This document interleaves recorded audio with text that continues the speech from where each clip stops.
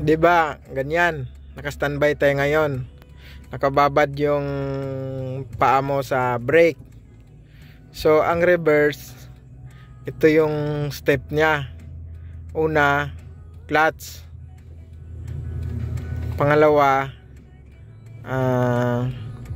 kambya ng reverse. Pa-reverse. Ganyan, papunta dito. Ito yung reverse. Ayan, ganyan. Yan. Yun yung reverse niya. Makita mo yan. Ganyan. Ito yung neutral sa gitna. Ang reverse mo, pagpunta dito, tapos papunta dito nga ro. Ganyan. Reverse. Tapos naka-clutch ka, nakakambya ka ng reverse, tapos release mo yung handbrake kasi naka-handbrake tayo.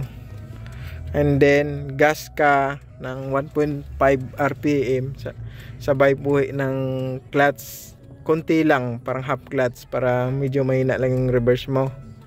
Sige, 1.5 gay, tuloy-tuloy mo lang. Yan, good. Umaandar na tayo. Hop, clutch ka, clutch. Para stop tayo. Stop. Clutch, full clutch. Oh, yan. Okay, ganun yung reverse mo. Pero sobrang bilis kasi neutral mo na. Neutral.